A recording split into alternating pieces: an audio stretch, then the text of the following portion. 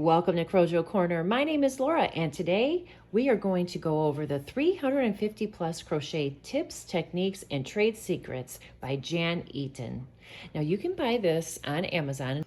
I will link it down below in the description box. And I noticed that there are two different versions of this book. There's an updated cover, but when I read the reviews, they said it was the same exact interior. It's the same exact book on the inside. So I guess it doesn't matter which one you get, but this one is great. So I hope you enjoy what I have to show you. There's a lot of tips in here that a lot of us have probably never even thought of. So let's take a look.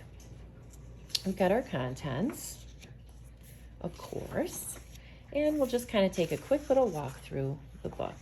Now, it starts off with some hooks, and it talks about choosing which hook you like, all the different styles they have and the different types.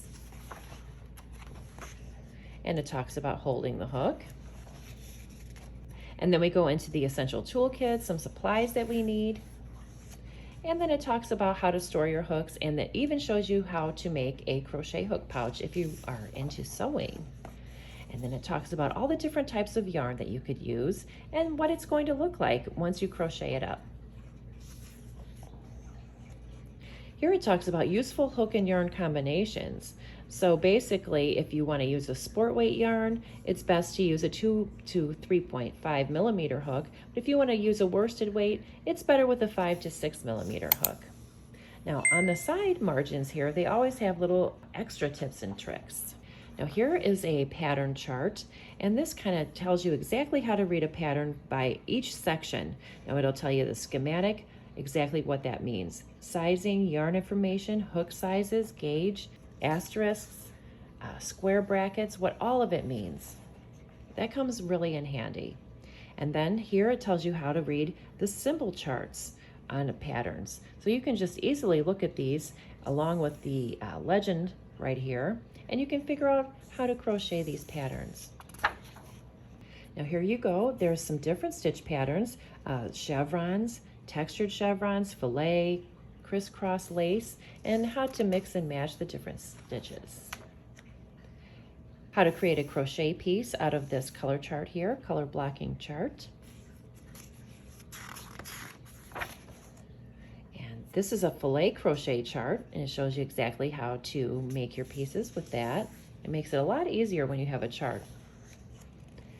And here we go about gauge.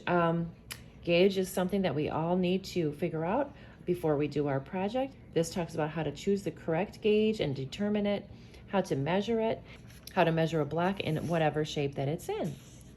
I think that's very handy. And this talks about adjusting the drape of your project. Now, if you want it to be, real loose and flowing over your shoulders, then it'll tell you what kind of yarn to use. But if you need it more stiff and heavy, this will tell you what kind of yarn you use.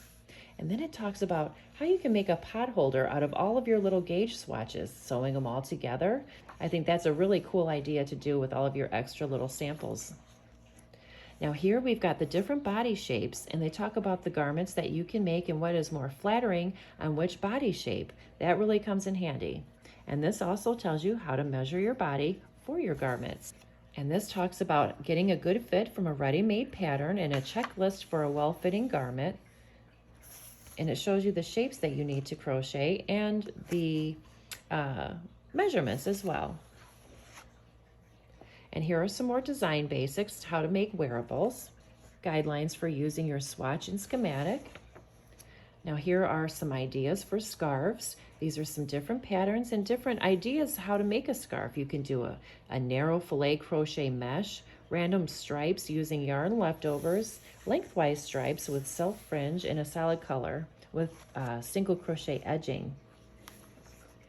And here are some different ideas for shawls and the different shapes for the shawls.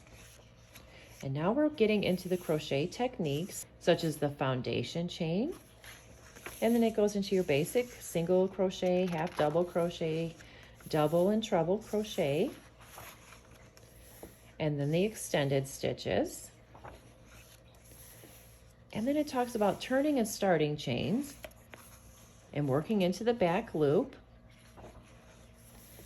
And stitch patterns, multiples and repeats. Now that really comes in handy to know when you're designing a pattern or if you are changing a pattern a little bit. Now here are some different methods on joining new yarn into double crochet, and here's some methods for joining it into single and in the round, and how to fasten it off. Here's how you join lengths of yarn, and how to work with filet crochet. What's the simplest way to do that? Some tips and tricks. I think that's wonderful. Here's how you work your lace stitches, shells and fans, how you do clusters. Ooh, that's so pretty. And how you change your scale, lightweight, 4-ply merino, double knitting merino, and notice how you change your hook and your yarn and how much bigger each piece gets. Now here's how you do chevron patterns. I think these are really great instructions as well, and really good pictures. And here's how you do puff stitches. Isn't that pretty? And popcorn stitches, bobbles. I love that, and this is adorable too. How to add texture with post and spike stitches. These are beautiful mosaics, aren't they? Here is working on cross stitches and how you're going to shape. If you need to decrease or add stitches, this will show you how to do that. And this also shows how to shape a filet crochet, how you'll be increasing. Now I really liked this. It shows you different ideas for pockets and how to put them on your garment. And look, they even show them on the sleeve. And here is an idea to how to make inset pockets so that they are on the inside of your garment. I love this too. It tells you how to make a neckline for a sweater. Different types of necklines. You've got a picot edge, a ruffled collar, a single crochet with a stripe, and a knitted rib neckband. Buttonholes and buttons, adding buttons, making buttons. Here's how to add a zipper to your project. I think that's a really good thing to know, and how to fix it. Working edge treatments, how to go around the edge, little borders and stuff. Look at the ruffles here. Look at these edges, aren't they beautiful? Now here, this looks like one of those worry worms, and this looks like a bunch of the worry worms, but yet they put beads on the end of them. Could you imagine doing a bunch of little worry worms on the edges of a baby blanket? I think that would look awesome, but you just can't put the beads on the bottom. And here it talks about working in the round, working a basic round block. And this talks about how to fit all of the blocks together. Turning corners on shaped blocks. That can be confusing, but this tells you exactly how to do it. This talks about how to work in layers. So you can crochet, you can layer up your flower like this easily. This talks about how to make a spiral and joining lace blocks. Gorgeous, that is beautiful. Tubes and cylinders, that comes in handy. This talks about how to make a crocheted sock and how to do the heel. That's really handy. I've never made a pair of socks yet, but I want to. This talks about how to make wrist warmers and mittens, how to work sideways cuff in a single crochet. Now this is a very nice section. It talks all about the different yarn palettes, the colors, accent colors, pastel, neutrals, so you can easily look at this and figure out what colors go together with the yarn that you have on hand. And you can look at these samples right here. Here's some interesting stripe patterns, jacquard and intarsia patterns. Very neat. I love these bowls here. Here's how to felt, how you stick it in the water. And this is a really neat bag. And this right here shows you how to use beads when you're crocheting, how to attach them on.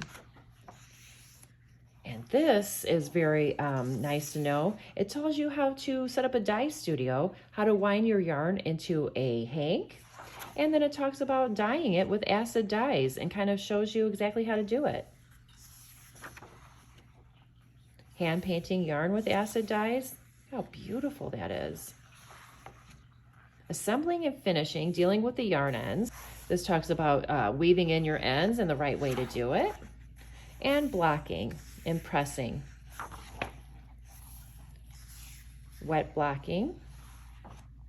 And then your seams, how to sew your pieces together. And how to launder your crochet and store it. And then they've got your size charts for all different sizes up to 5X, children up to size 16, and even babies.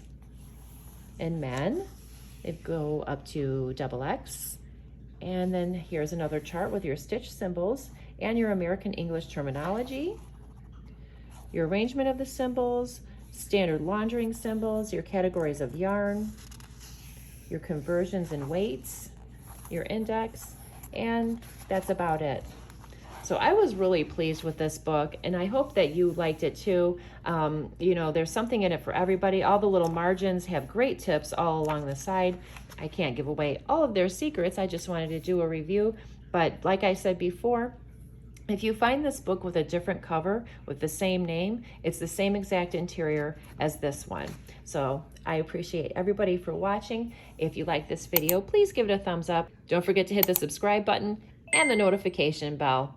So that's it for today. I hope everyone has a great one. Thanks for watching. Bye.